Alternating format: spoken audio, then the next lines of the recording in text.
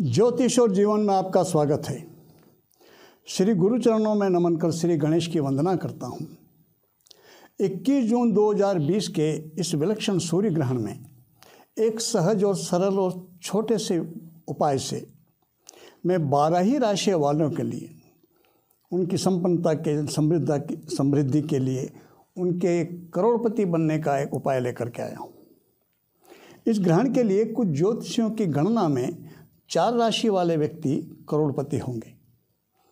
कुछ ज्योतिषियों की गणना में 5 राशि वाले करोड़पति हो जाएंगे। कुछ ज्योतिषियों की गणना में 6 राशि वाले इस ग्रहण में करोड़पति होंगे।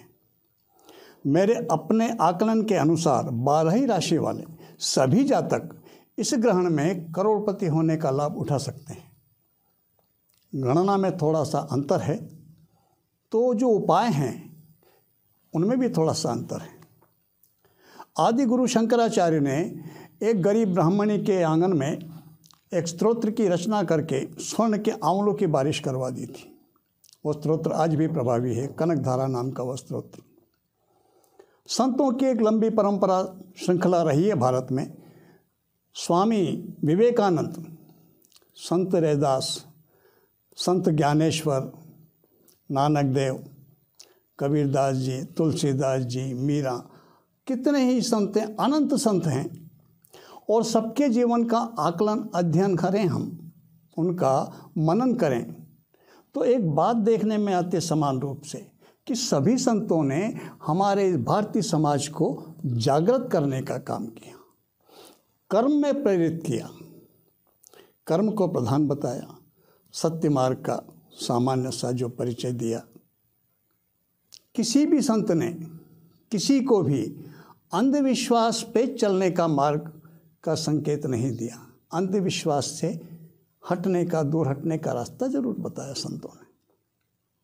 बड़े दुर्भाग्य की बात है कि वो जो संतों के वेशभूषा की, उनके आचरण की, उनके रहन सहन की जो श्रद्धा भारतीय जनमानस में थी, कुछ लोग उसका आज नाजायज़ फ़ायदा उठाते हैं।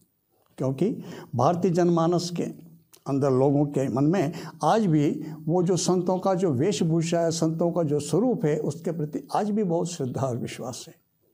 और उस श्रद्धा विश्वास का गलत फ़ायदा इस तरह उठा रहे हैं कि लोगों को अंधविश्वास की ओर प्रेरित कर रहे हैं। बजाय उन्हें जागृत करने के, बजाय उन्हें कर्म का संदेश देने के, उन्हें टोटकेबाजी बता रहे हैं। कुछ गिनती के लोग यहाँ रख दो तो करोड़पति हो जाओगे। कोई इलायची से करोड़पति बना रहा, कोई काली मिर्च से करोड़पति बना रहा, कोई थोड़े से धनिये से करोड़पति बना रहा। और यदि आप देखें अनुभव में, पिछला कर लीजिए आप, पिछले जीवन में कितने ही व्यक्तियों ने इन टोटकों का प्रयोग किया है। और मुझे जहाँ तक जानकारी, आज तक कोई इन टोटकों से करोड़पति नहीं बना है, न बना है न बनेगा। फिर ये क्यों चल रही है परंपरा आज के समय में, क्यों इतने जोर पकड़ी हुई है? सिर्फ इसलिए कि सहजता भोगी हो गए हम कोशिश करते हैं शायद हो जाए सहजता सी। भाई हम सोचें ज़रा, 1 घंटा काम करके 30 दिन की तनख्वाह कौन देगा?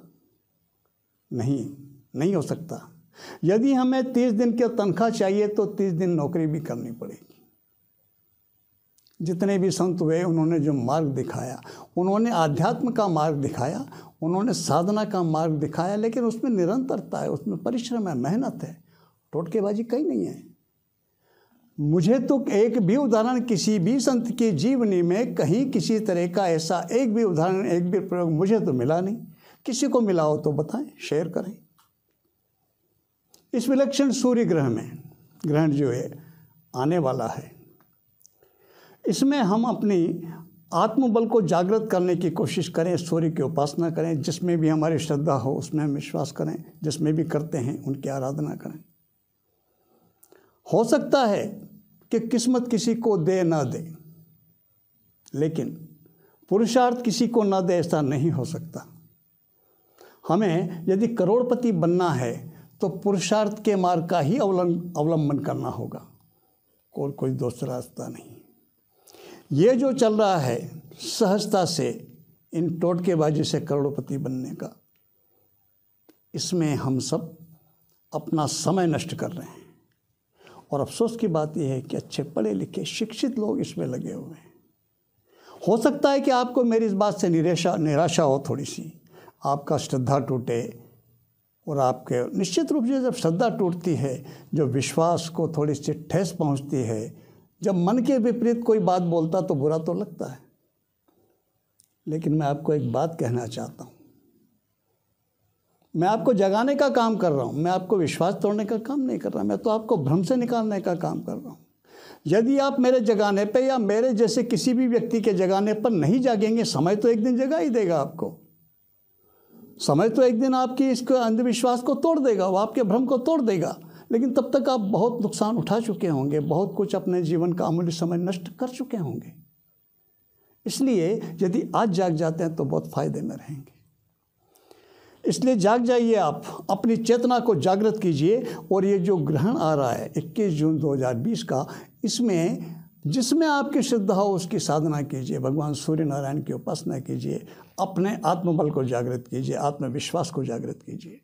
जब आपका आत्मबल जागृत हो जाएगा और जब आप अपने पूर्ण आत्मविश्वास के साथ अपने कर्म में प्रवृत्त होंगे, तो ये करोड़पति बनने का लक्ष्य तो आपको बहुत छोटा लगेगा, बहुत छोटा। गया जमाना वो जब लखपति होने का बहुत मोल हुआ करता था, आज नहीं है। आज तो करोड़पति होने का मोल भी नहीं है। तो करोड़पति तक क्यों सीमित रहते हैं आप? अपने लक्ष्य को थोड़ा आगे बढ़ाइए और कर्म में प्रवृत्त हो जाइए, अपने आत्मबल को जागृत कीजिए, अपने आत्मविश्वास को जागृत कीजिए और इन टोटकेबाजियों से बाहर आ जाइए। यदि आप नहीं आएंगे, समय आपको ला देगा एक दिन बाहर, लेकिन जब समय लाएगा तो बहुत से निशान ऐसे छोड़ जाएगा जिन्हें देख करके आपको पीड़ा होगी, दुख होगा, समय नष्ट करने का। यदि आप जागते हैं तो लाभ में रहेंगे। मैं सूर्यदेव से, भगवान सूर्य नारायण से प्रार्थना करता हूँ कि वो आपके आत्मबल को जागृत करें, आपके आत्मविश्वास को जागृत करें और आपको पूरी लगन से आपके कर्म मार्ग में प्रवृत्त करें और आपको बहुत बड़े लक्ष्य की ओर मार्ग में आपका मार्ग प्रशस्त करे, उसमें आपको सफलता प्रदान करे। इसी प्रार्थना के साथ मैं आपको नमन करता हूँ। प्रणाम, नमस्कार।